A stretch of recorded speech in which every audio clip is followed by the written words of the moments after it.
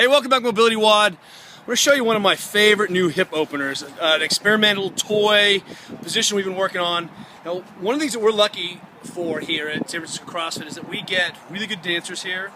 We also have some really high-end, badass yogis. And we're always looking to kind of give them those last corners.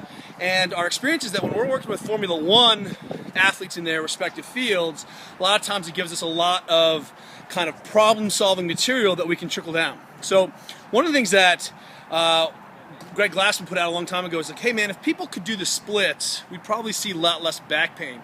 If we take that to mean, I take it to mean is I don't need you to do the splits, but if you had your hip capsules open, tissues open, end range of motion wasn't a problem, we'd probably see a lot less silliness transfer to the low spine, which is a good fundamental premise. Now take a look at this.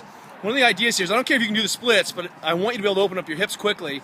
And spending time in the splits-like position, let's be honest, is brutal. It's brutal torture. So come up with this, and it's a simple idea. Get yourself into, I know what you're thinking already, auto splitiation. That's what this is.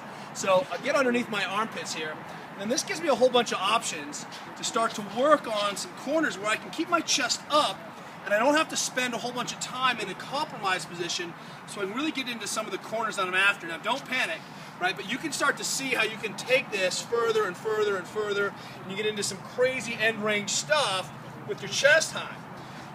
What I really want to show you is that spend some time, and this is one of Adrian Bosman's favorite drills. He just comes forward and back, kind of middle splits, reaches behind himself, presses down, grind it up and through.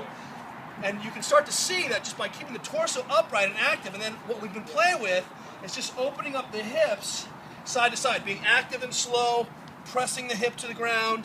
And you can get into some corners with a really straight leg that you normally wouldn't have access to, because that straight leg really does bias some of those high proximal tissues near the spine. And then I can start to really get into some corners that I may not ever have access to, pressing the hips to the ground. You get the idea.